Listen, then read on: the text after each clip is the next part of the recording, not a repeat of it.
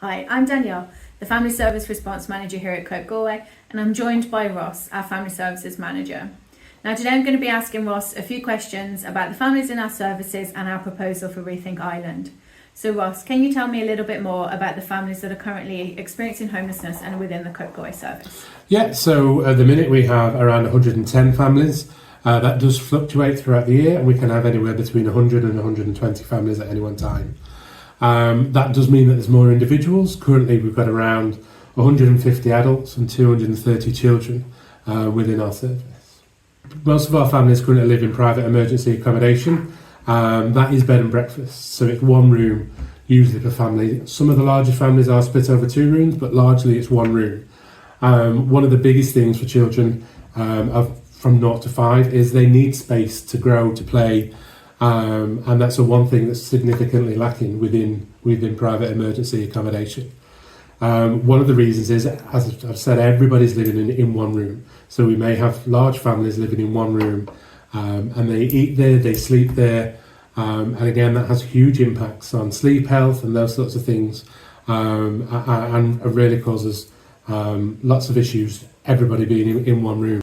Yeah, thank you. So it's obviously quite a harrowing experience and quite traumatic for many of the families, especially the young children. So what are you proposing that we do should we be successful with Rethink Ireland? So as mentioned, we currently have around 230 children in the service. We do have a child, youth and families worker who does support those children.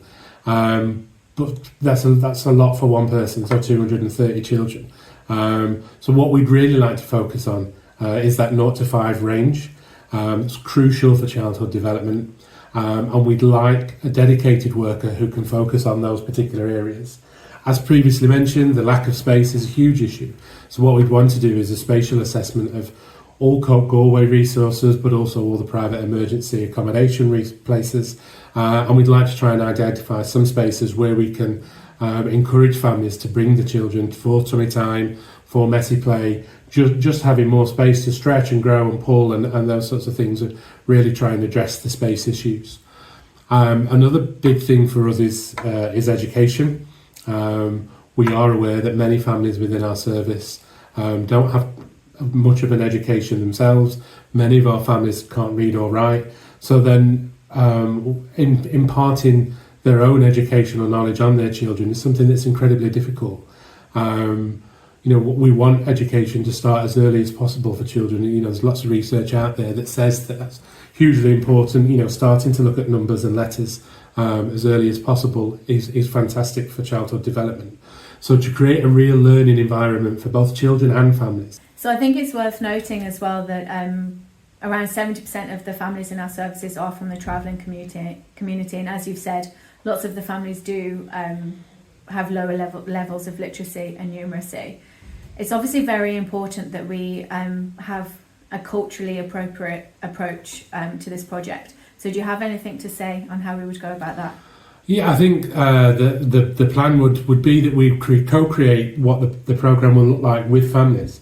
The plan is, as previously mentioned, to identify a space. Once we have that space, we can start to bring in different experts that will discuss a wide range of things around childhood development, whether that be messy play, tummy time, baby massage, feeding, nutrition.